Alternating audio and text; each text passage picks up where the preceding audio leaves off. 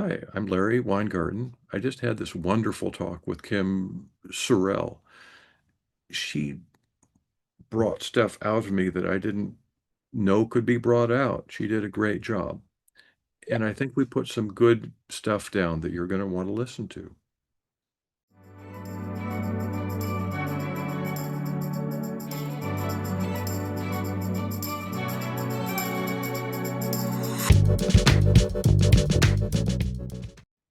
Welcome to the show. I am so happy that you're here. You're going to be so happy that you're here when you hear who we have for a guest today. I'm Kim Sorrell. I'm an author. I'm a speaker. I get to do a lot of fun things in life, but my favorite thing to do is meet people. And I get to meet some extraordinary, wonderful, incredible people. And today, my new friend Larry is on the show, and he's amazing because he has this whole approach to life that everything's a tool. He wrote this book that you got to buy, that you're going to love. But he's a philosopher and a plumber and a human being that loves people. And he's going to just drop some great wisdom on us today. No pressure, Larry. Just drop the wisdom. So anyway, Larry, welcome to the show. Hi, it's fun to be here. Thank you. You betcha. So Larry, we're going to get into all the really good stuff in a minute, but first I want to start. I mean, this is going to be good stuff too, but I want to start with you, and I want people to get to know you. And so I want to hear about 8-year-old Larry. 8-year-old Larry. Um, I had, I should say, uh, int interesting parents, supported by one, sort of torn down by the other. So there was always this back and forth. My father was very smart, but a lawyer, and he looked at everything through a legal perspective, right and wrong, good or bad. My mom was just, what do you want to do? Who do you want to be? What's interesting to you? Do it. So I had but so there was that tension, if you will. But I was and still am an inquisitive person. I like knowing how things work, everything. In the physical world, I like to understand the properties of all things. Because if I know how everything functions with hot or cold or corrosion processes or heat transfer or strength of materials, any of these things, I can use it wrong and get away with it. So it allows me to be creative. It allows me to be a good troubleshooter by knowing those things. And then if I, in that world, in the physical world, tools are incredibly important. Just as an example, in plumbing, if you go to the store, you get a modern pipe wrench. We all know what it looks like. It's a Stilson style pipe wrench with a single hooked jaw. That's the basic pipe wrench that they sell these days.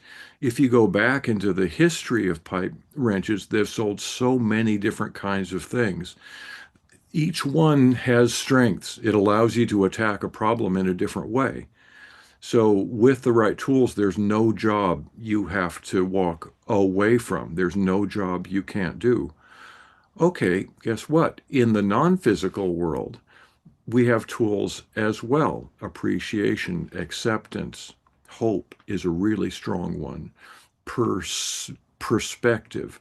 Tools like these allow you to deal with whatever life throws. So I look at the whole cosmos through the perspective of tools, and it Ah, allows me to get stuff done.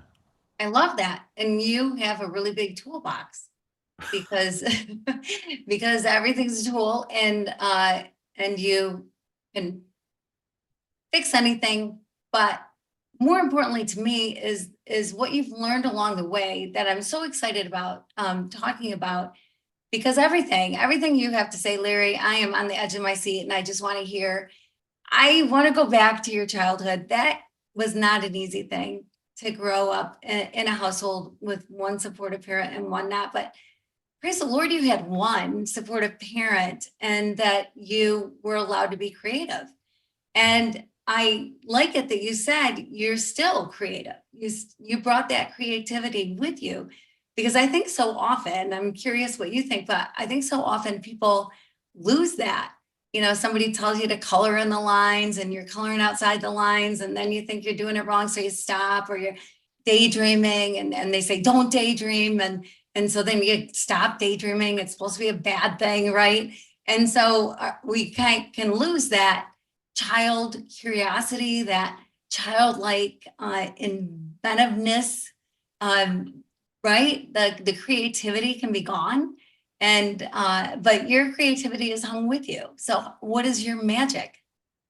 Well, I mean, I guess one good thing I got from my father was stubbornness. So, and something I got from mom was that ability to be childlike, ability to see the world through simple eyes, if you will. You can see bigger pictures if you're not cluttering it up with noise. So part of I get to use the stubbornness to continue to honor my mom. She's long gone, but I get to, let her live through me in different ways. She was an art major in college. Um, so I get to just allow her art in various ways to keep on coming. It's to me the right thing to do. People have told me many times, people who knew my mom said, you know, you're just like her. You you have her energy. There's no greater compliment for me. It means Wow. I'm doing it right. Wow. Yeah, you're a good son.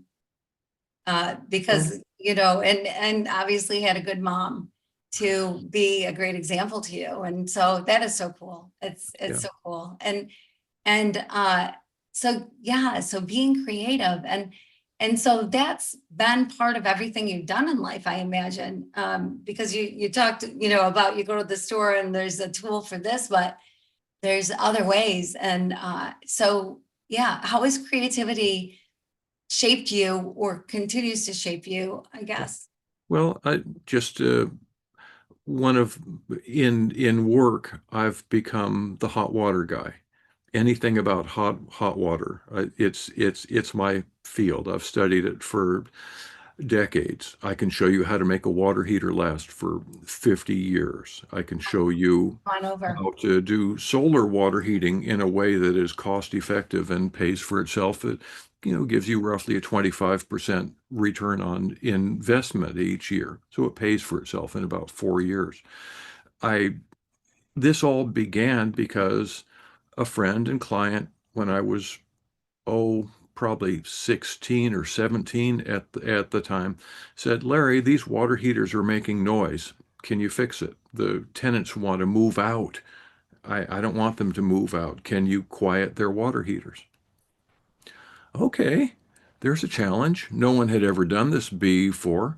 I knew that there was sediment in the tank causing water to boil. And as the bubbles of steam hit cooler water, they would collapse suddenly, and that creates noise. Okay, how do I get rid of the sediment? I got a milk crate and a little pump and made a filter and created a water-based vacuum cleaner and vacuumed sediment out of the tank. Totally got rid of the noise. And then I spent years and made that a much better tool and then made a business going around servicing water heaters. I learned all about water heaters. No one in the US actually could teach me. They said, there's this guy in Canada who works for a hydroelectric company. They sell electricity, and to have a steady client base, they lease electric water heaters. Oh, so he's interested in maintaining tanks. So he and I worked together for many years. First, he was teaching me, then I was teaching him stuff from the field. So I learned a lot about how to keep heaters going. And, um, you know, it, it just, this was all sort of a side trip. How did I get into hot water? It was just because some water heaters were making noise a long time ago. Yeah, Eventually, I started making these tools and selling them, teaching other plumbers how to do it.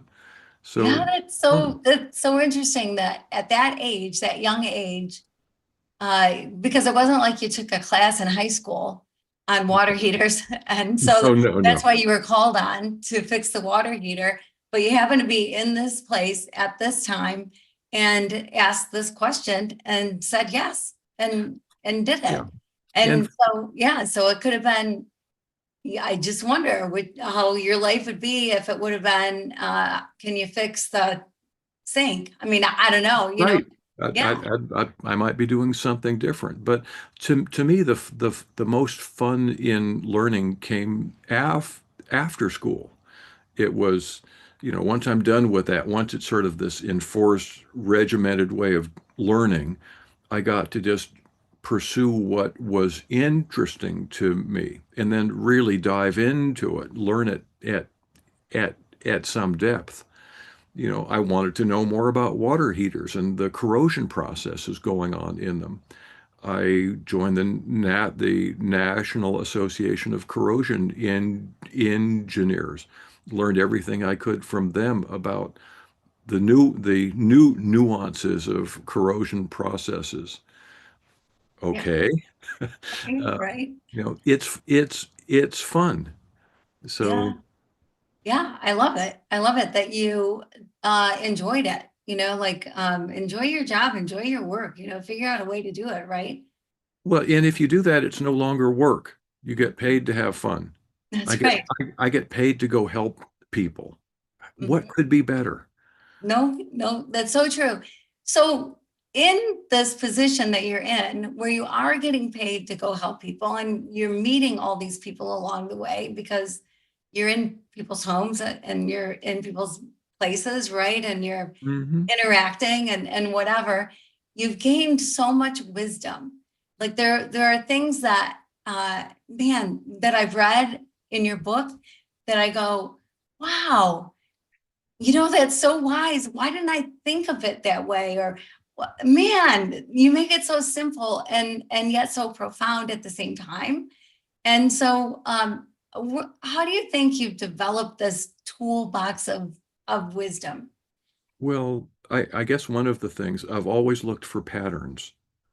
If people are upset, why?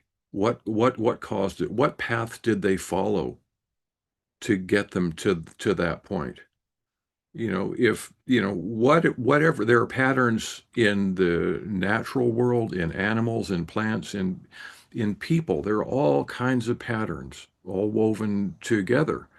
So how do we look at, if you can see that pattern, it becomes pretty easy to understand things. So I'm always looking for, okay, why?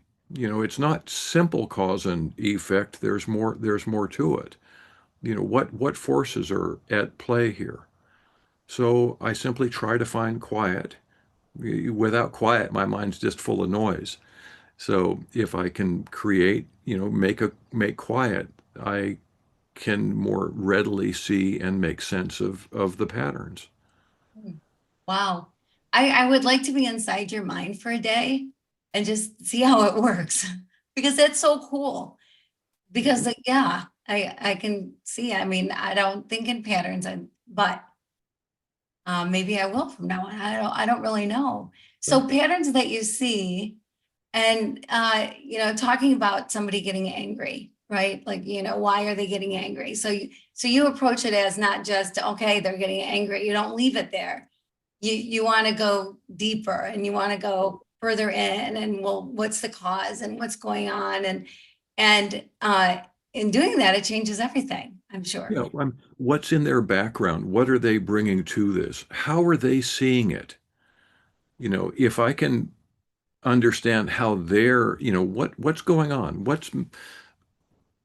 what's this affront they're feeling and why? It's sort of slow down and just let stuff soak in.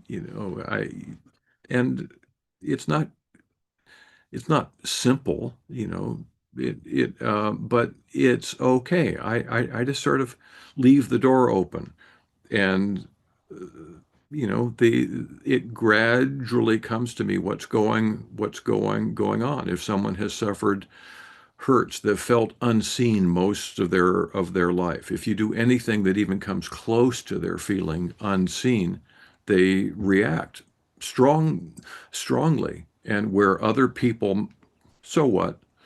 But some people, they're they don't like to be reminded of this feeling of invisibility, of which then can translate into disrespect. Okay, now it makes sense. Now I understand why they're reacting so much. Yeah, yeah, Yeah. it does. It makes so much sense because I always think, like we're made of every day we've lived so far has brought us to today. So what we think, what we believe, how we see the world, it's all shaped us to where Hmm. we are today. And I hope that my today is better than my yesterday, better than 10 years ago, better than 20 years ago. Like that we can evolve and change, and it's okay to change your mind on things and learn more. Yeah. And it's but we're all that. And so when greeting anybody, when you're with anybody, if we all keep that in mind, then you can look at people and go, well, there's a reason that this person is the way this person is. And so, some of it's not good. Right. People have gone through some hard things and carry baggage on their backs because of it. And so, yeah, so show grace. Like I always think, I want people to show me grace. I mess up. And so I need to extend grace to people as I want And grace and extended to and me. sometimes the most respectful thing you can do for someone is just listen and actually hear. Quiet your own mind, all the noise, all the racket, quiet it down and simply focus, be present, which is a trick, and listen and hear them. And then, okay, they feel, wow, they're really paying attention to me. I'm not used to this. This is nice.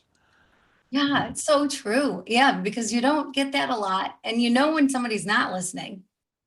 So when somebody's really paying attention, I did this thing, Larry.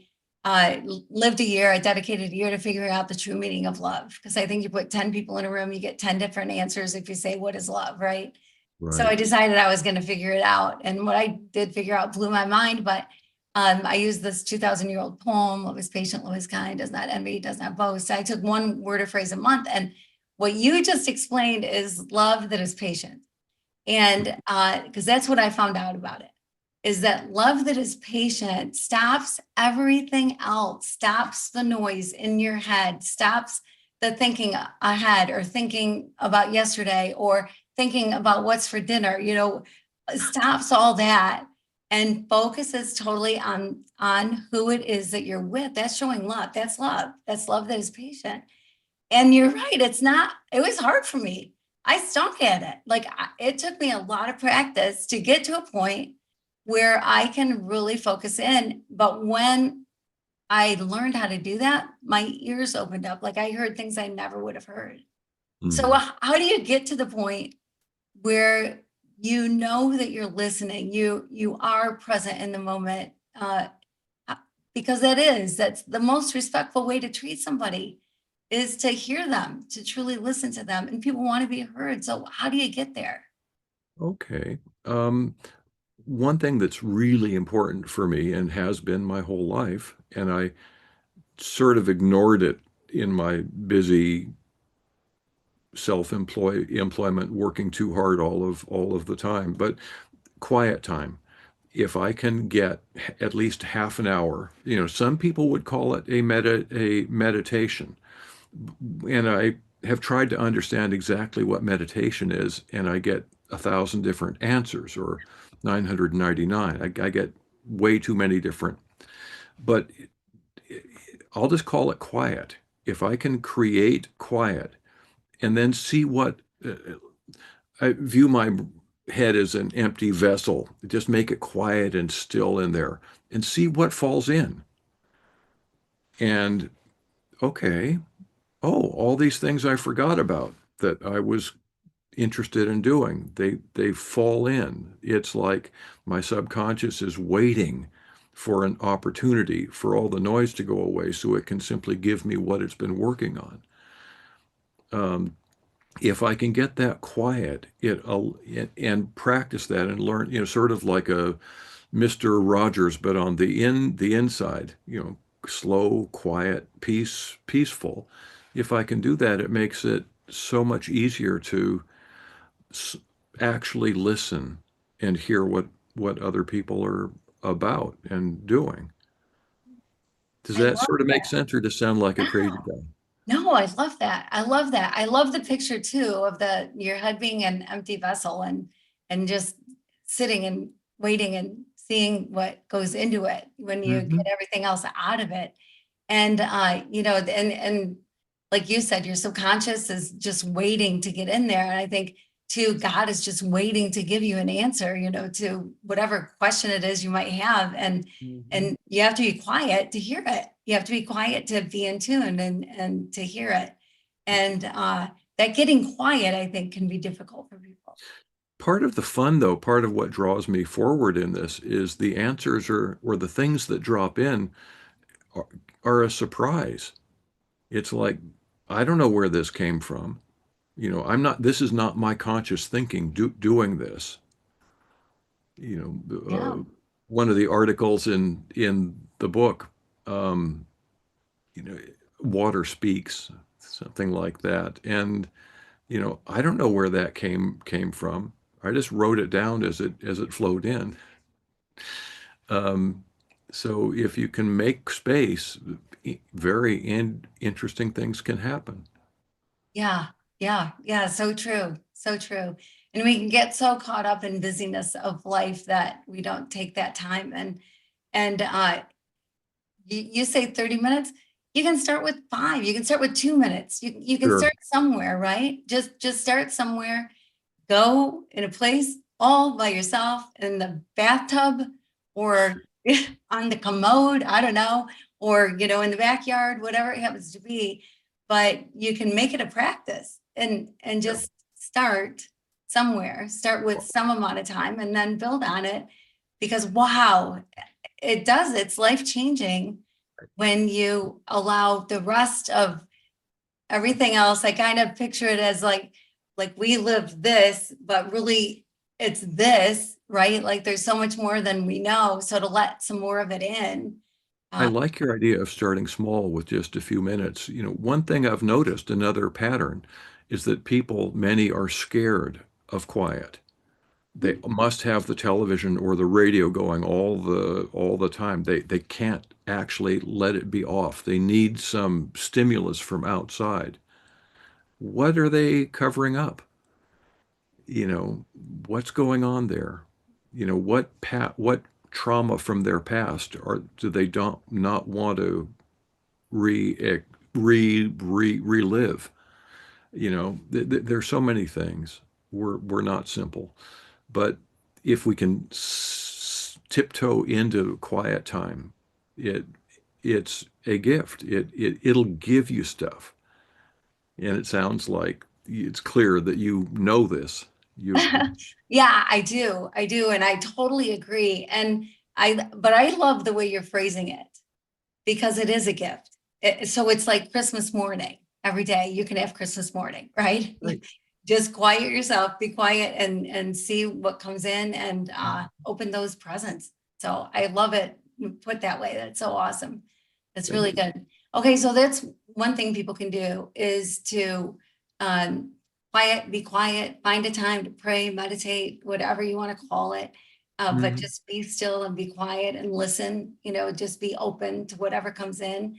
Mhm. That's one way to change your life, really change your life. And then also it has this wonderful side effect of changing how you approach people. and how you listen to people. So that's a really cool thing. What's something else that people should be doing, could be doing? Um, Well, I don't know if this fits, but to me, as you're talking, what quiet leads to is the ability to be truly present, right here, right now, and focused on this. Um, I like hummingbirds. Just a little story. I'm at present I'm going through about 10 pounds of sugar a week for for hummingbirds. That translates into a colony of roughly 1,000 birds. But the it's fun sometimes to be very present and just watch what a hummer does at the perch. I've noticed they have different patterns. Some are truly efficient. They'll sit there, stick their beak in the nectar, and just stay there, slurping the stuff up. Others take a sip, look around, take another sip, look around, and they keep doing that. Then they fly off. Then they come back. Much more hubbub. But the it's fun to notice that there can be more than just these two patterns, but ways that hummingbirds exist. And in the past, I would have thought the hummingbird just comes, takes a drinks, and go. Give it no thought. Don't pay much attention to it, and miss those patterns, which happen in split seconds. It's fun to slow down enough to be able to see what they're doing, see how they look at each other when another bird shows up. If there are too few birds, each bird wants to own that feeder. It's their flower. If you get a bunch of birds, they totally give up about owning. They sit at the feeder and take turns sipping. I've seen one bird standing on top of another bird, wings folded, waiting. so in a line. So they're Yeah. taking turns. That is so cool. And you're so right. There's so many things like that that are easy to miss, but what a thing. Like, and it brings you joy, right? Hmm. To Hmm. see nature and to see these hummingbirds doing their different things. And do you name them? I think I would, get really close to them. I feel like if I watched them a lot and really paid attention to them, that I'd want And to give them a name. and one gift that they give that I've had them, if you can be still and quiet, I'll go out in at dusk and just put my hand up on the feeder. I've had three birds sitting on my hand. They Wow. weigh about a quarter of an ounce each.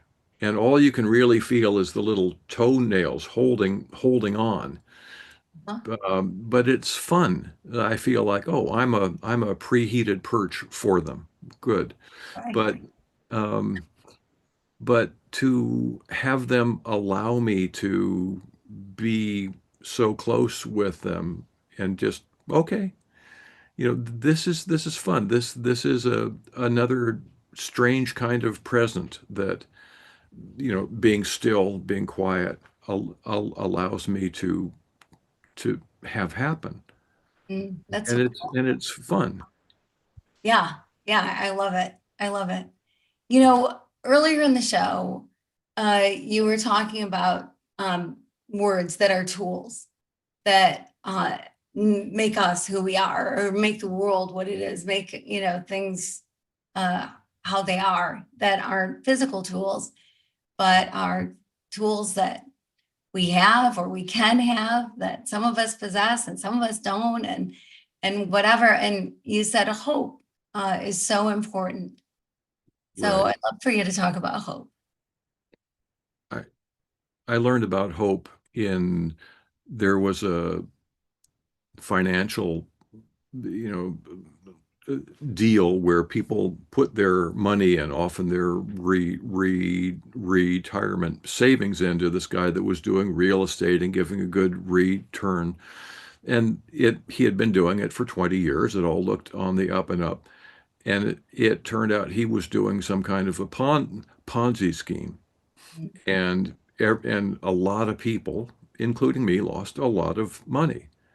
And in that, there were four people who started talking suicide. They saw no way forward, no way out. There was no hope.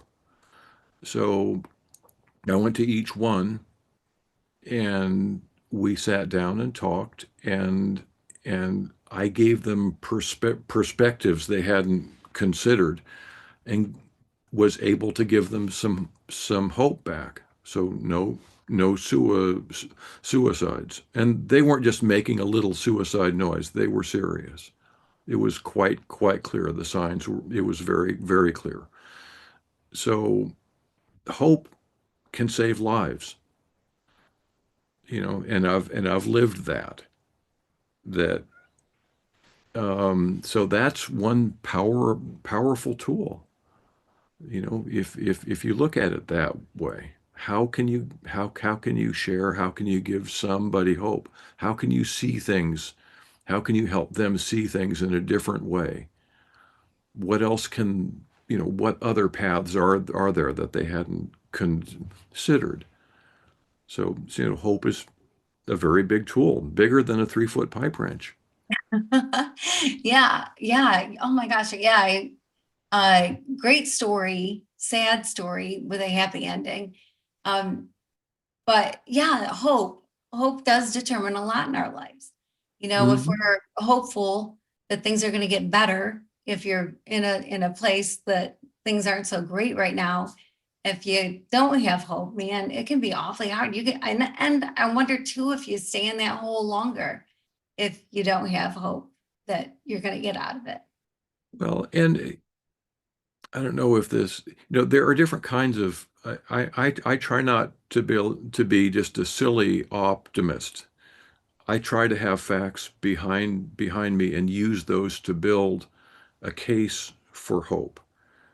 It's not just because I want it to be this way. It's because if you look at it this way, if you look at what's real this way, there is reason to have hope, so that people can't just say, oh, they just dismiss it based on fear or whatever. So real hope based on real truths. Oh, okay, this is a way forward that can pull somebody out of that hole. Mhm. Yeah. Wow. That's so good. Yeah. Just kind of seeing things from a different perspective, which often we need someone from the outside giving us some perspective when we're And in. perspective is another one of those tools. I like to look at the concept of time. Okay, what is time to a human? We know pretty well what time is like. What's time to a mayfly that lives maybe as long as 2 weeks? What's time to a redwood tree that can live thousands of years, or a rock that's been around for billions of years? What? How does the redwood tree even notice when the mayfly comes and visits? That's can't even blink that fast. Um, what perspective do we use? And time is fun because it varies so much.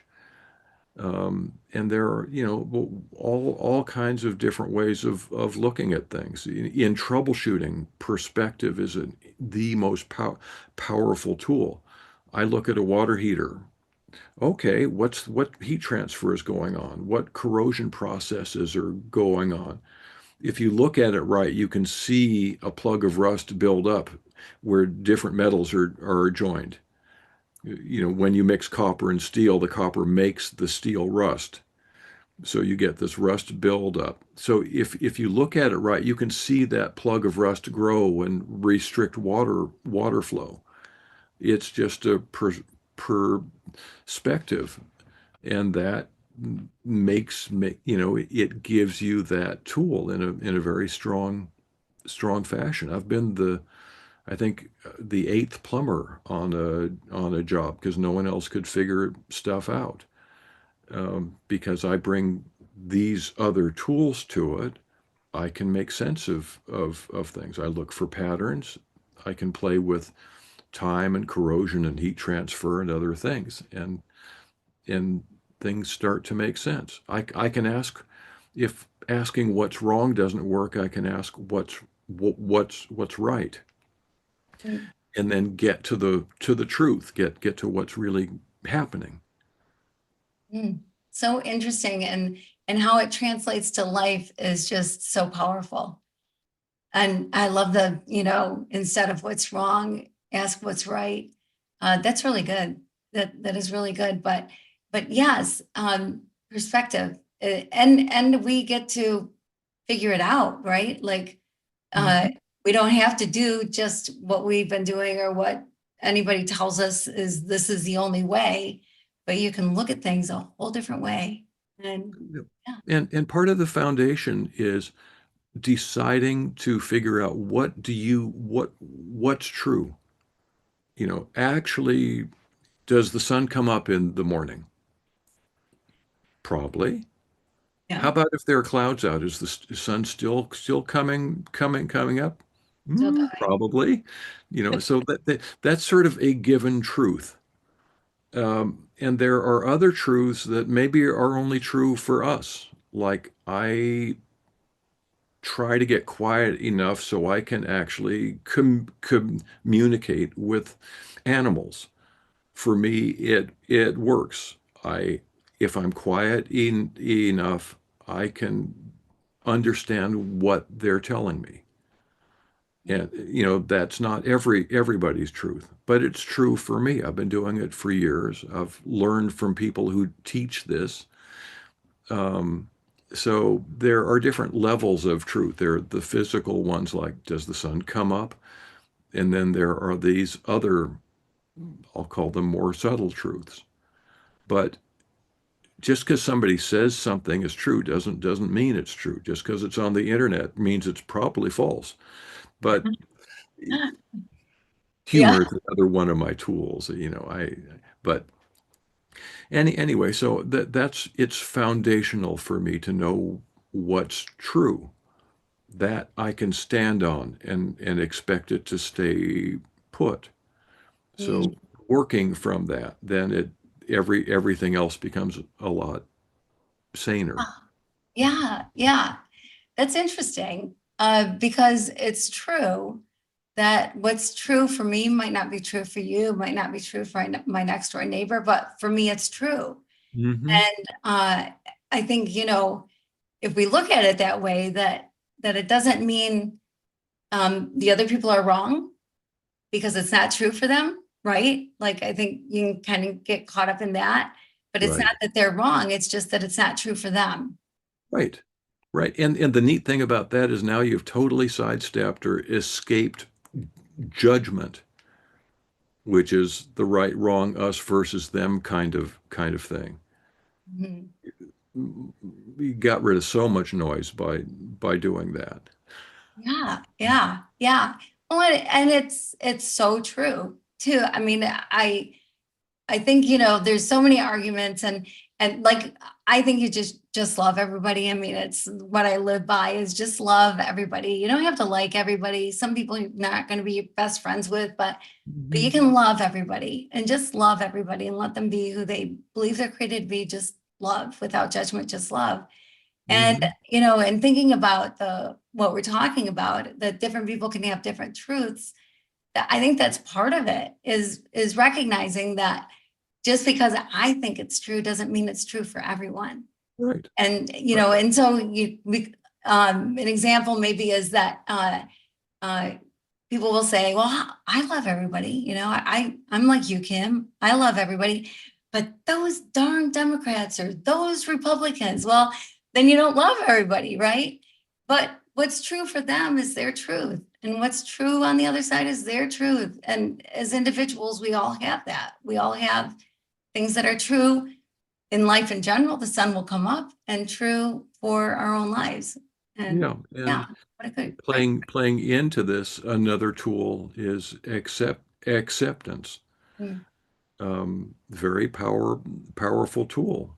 It really unmuddies the water. You don't need to waste time or energy getting mad at something. It's simply this is how it is. I'm not going to give power to it. I'll look the other way or do some other thing that I feels right. But acceptance,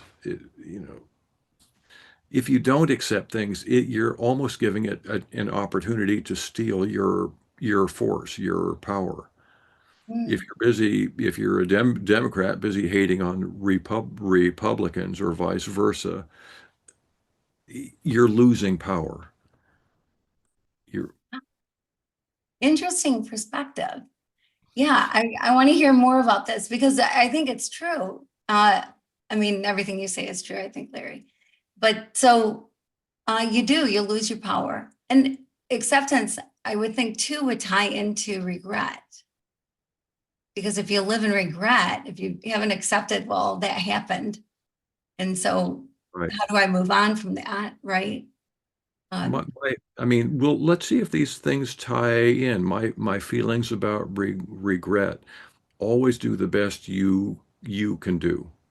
Just never take shortcuts. Do a good job. Just no matter what, give someone everything you can. Whatever the thing is, do it as well as you can. Maybe later you'll learn that there were better ways of doing it. But if you do everything as well as you can do it, regrets can't happen because you know that you did as good a job as you were capable of doing. So I don't know, does that tie into Yeah, that's interesting. I don't that? know. I mean, yeah, I think what you're saying is great. Like, yes, absolutely. If you're going to do something, you might as well go all in. You might as well Yeah. take the time, take the effort to do it the best that you can possibly do it. And then chances are you're not going to live with regrets. And so that's kind of nice, but I think it does tie in because acceptance is part of it. You did the best you could and this still happened. And Hmm. so, maybe you couldn't have done anything different at the time. And so Yeah. the regret shouldn't exist. Uh, so don't let it creep in, I guess, right? And just kind of deal with acceptance. But I think not just acceptance in the things that we do as human beings or whatever happens, whatever comes our way, but accepting of other people. Hmm. Yeah. How do you see that? Well, everyone is formed by their life, what they've lived with, what they've dealt with, how they were born even. Maybe there are prior lives coming into play. I don't know. But everyone is different in, their experience, even physiologically. A medicine for one person is a poison to somebody else. Our bodies are similar. They're not the same. So, you know, it, you've got to look at what experiences have shaped us, how we've responded or reacted to them, how we've grown or not grown from that ex experience. So acceptance, it just makes it okay. This is your approach, your take on it. I'm not gonna get mad or upset. If you're trying to kill somebody, I'm gonna do what I can to slow you down. But unless it's extreme like that, have fun. Yeah. Yeah. Well, and it's amazing what we can learn from each other when you let your guard down and don't Hmm. get upset, but just listen. Like we started out with a little while ago, like you started out with. Yeah, so true. Man, yeah, acceptance. That's a big one. What's another one that you see in your toolbox that is really important? Well, it it's the wrong answer, but look, I would say love is the most powerful, but I think it's beyond a tool. It's the thing, it's the fabric that the universe is made of. I put it a step above all of the tools. It's what's real. And it comes in every shape and color and form. Um, um, you know, you probably have something to say uh, uh, about this, but because it's bigger than a tool. It's like it's how I end my book because it's the summation. Uh, it's such an amazing and universal and omnipresent thing. Um, but tools, getting back to tools, perspective, presence, appreciation, hope. Um, I probably could come up with some more, but have we sort of covered those? Because those are big ones. Those are big ones. And yeah, and yes, you've done an awesome job. And I love the way you describe love, because you're right. It is beyond a tool. It's who we are. It's Yeah, walking, talking, living, breathing, giving, right? I mean, right. it's not an emotion. It's not some of the other things that we're told that it is. It is all encompassing. And before we were on air, we were talking about being spiritual. And it's like, well, everything is spiritual. Well, everything is love. Love, or even better, maybe love is everything. Right, Yeah. right. And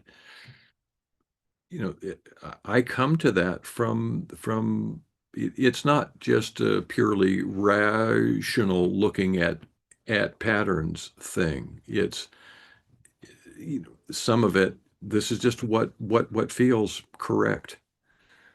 If you slow down and just stew in this love, it's what's real. Yeah. It's pretty amazing. It's a pretty neat universe that we're in, that it can be woven of love. Mhm. Yeah. And Oh my gosh. Yeah. I'm going to listen to this again because the words that you're using are so, so good. And yes, that we can live in this universe woven in love. That's so, so good. And, there's some people that wonder where love is in their life, or they feel like love is missing from their life. What would you say to somebody? I would say slow down and look around you right now. Notice what's right. There will be something. You can be in the bottom of an old mine shaft freezing in the dark. Something is good. There's a green leaf. There's something positive even in the worst place. And, if I look out, I've got deer or hummingbirds or other wild critters or light shining through a green leaf. There are so many gifts that we're given all the time. They don't need to be bold like a rainbow. They can be, you know, this morning I was outside and a young deer walked up to me and was staring me in the face. That was a gift. It happens all the time. Actually, a thing I used to suggest to folks, see if you can find 5 good things every hour. Mm, And okay, just try it. Just do it for a day. 5 good things every waking hour. And pretty soon it becomes really simple to get 5 good things every minute. mm, And if you notice, just make an effort to notice what's right, it balances what's wrong. And we need balance. If we focus, we're designed to focus on the saber-toothed tiger that's lurking around that corner that's going to eat us. We're looking for what's wrong. Genetically, we're programmed. Okay, let's balance this. Let's look for what's right. Make a practice of it. And it's not silly. It's not woo-woo or any of that. It's just balance. Okay. And guess what? Pretty soon it's going to be simple to find things that are right. The way somebody smiles, the look in their eye. There are always good things coming our way if we have eyes for it. Mhm. That's so good. That's so good. Yeah. And such great advice. So because nobody is unloved and love is everywhere, and those gifts are gifts of love, right? Hmm. The deer coming up and staring in your face and whatever. I'm so amazed by you, just your whole demeanor, your whole approach, the way you live your life, the way you, um, uh, the philosopher that you are, and the wisdom that you have is, I don't know, like it's so calming. Your presence is so calming and so joyful at the same time, which sometimes people don't put calm and joy together, but so joyful. And the things that you're delivering are, it's just so true. And there are things that you can look at life however you want to look at life, right? Hmm. Everybody has a choice. You can take this moment and use it, or you can take this moment and let it go by. You can be so focused on the future that you don't live in the moment, so focused on the past that you're regretting where you are, whatever it is. Or you can be completely present in the moment. You get to pick. We all get to pick how we live. There is this old saying, you are what you eat. Okay, that applies to what you choose to experience, what you choose to look at. If you look for what's right in the world, if you look for what that young deer was doing, if you look for how the hummingbird sips, there's so much good stuff. If we pay attention, get that balance, pay attention to what's right, it becomes us. You are what you eat. You become what you take in. So, That's so good. and that makes you a part of this bigger world, which Mm. is a beautiful place. Yeah. Wow. It's so good, especially today when there's so much negativity and there's 24-hour news that's feeding our minds with whatever it's feeding our minds with. And, fear is a lot of it, Mhm. that so much of it is just so fear driven, not love driven like it should be, but fear driven. Right. And you're saying the world's a beautiful place. It is. And I look at fear as a tool that others try to use to control you. Interesting. How does the IRS get people to overpay billions of dollars every year in taxes? Through fear. Hmm. They're just a blatant example of it. Maybe they're selling deodorant so that you'll be afraid that you might smell bad. Whatever. There's a lot of fear-driven stuff, a fear-driven motivation. Um, I like to look fear in the eye and just call it by its proper name. Oh, that's who you are. Yeah, interesting. Yeah, that's so good. Okay, so I have a question for you. So I'm an optimist, and my husband, he passed away several years ago, but he was a pessimist. And maybe that's why we were so good together. I don't know. But definitely he was a pessimist, but he would have said, and often did, that he was a realist and that I live in La La Land. And I like it here. I like it in La La Land, and so I plan on staying. I like seeing the bright side of things always, and finding the good and ignoring as much as possible the bad. But there are people who I know, like my husband was, that are pessimistic, that are kind of seeing the glass half empty, right? Kind of thing. What's your advice, or what do you say to people? Easy, I like easy. that. There's a middle ground. I consider myself to be a realistic optimist, not a la la land silly type, but realistic. I see what's right, I see what's wrong, and I choose to respond to what's right and react and absorb that. I know that the bad stuff is still there. I'm not giving it my energy. I'm not letting it soak in. It doesn't, it's not going to come bite me. I know it's there. Is so being a realistic optimist sort of is somewhere in the middle, and with any luck answers that. Um, you can be an optimist and not be weak because of it. You can still be strong and capable and know what's going on, but your energy goes to what's right. Yeah, yeah. What a great answer. Yeah, I've never ever heard it put that way, and because it's always kind of like this bipolar thing, right? You're kind of one or the other, but Hmm. there is this happy medium that can happen. That very good. Kudos to you. That what a great answer. But Thank you. I still live in La La Land. I I'll let you know when I come back from it if I if I ever do. But so yeah, so really good, really good. If you had one piece of advice, one thing that's going to change somebody's life, one thing, you have 1 minute with somebody, and you want to help them the best you could, what would you say?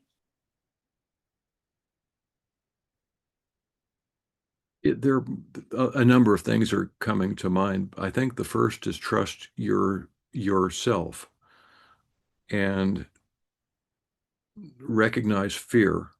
Don't let fear be in charge, and be present. Really trusting yourself is foundational for these other two. You simply decide that you're on the right course. You're where you want to be. You're living life the way you want to live it. Trust yourself. Now, basically, don't let fear take the reins.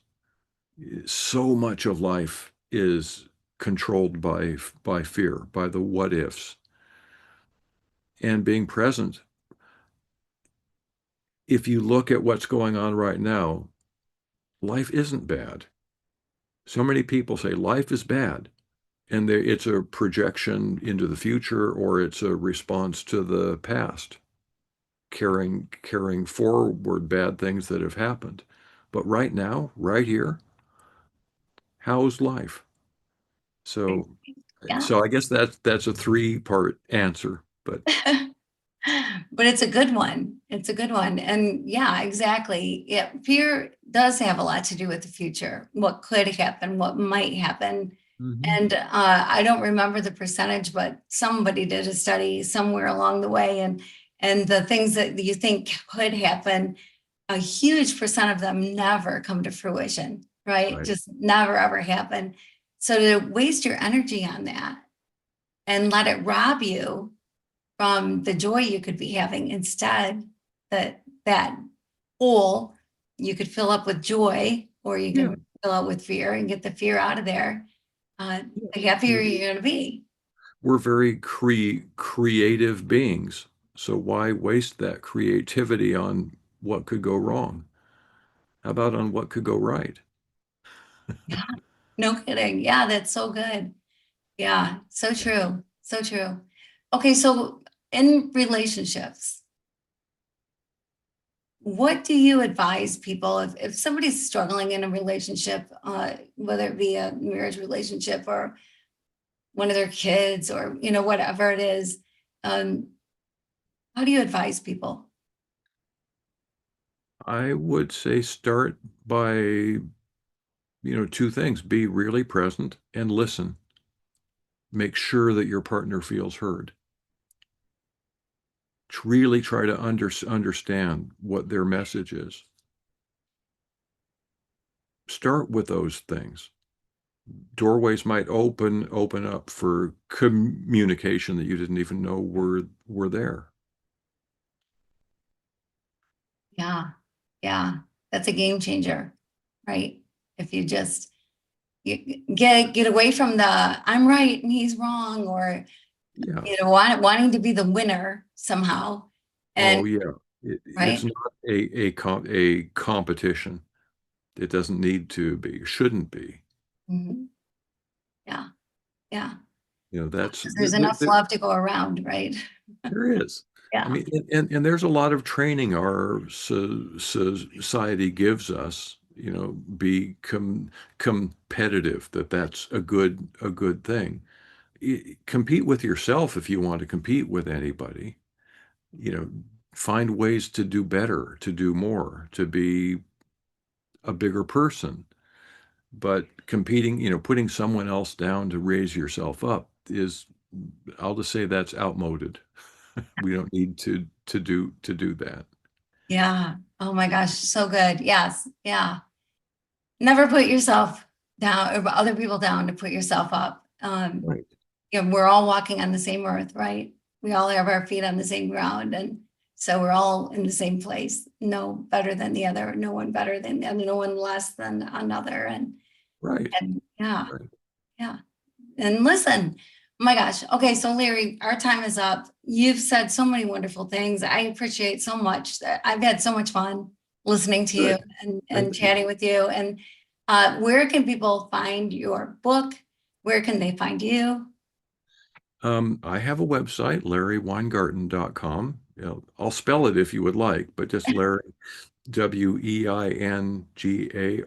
WEINGARTEN.com. And the book is just on Amazon, Philosopher's Wrench. And by the way, I'm just finished. Book one is there, but I'm just finishing book two. There was too much to fit into one book. Yeah. I mean, you've got a lot to share, a lot to offer, so I can understand why you have to have a book too. There's probably a book 17 coming down the road somewhere. Well, yeah, we're editing book two now, and I'm getting a series of essays for book three written. So heck, Yeah. Yeah. I So mean, good.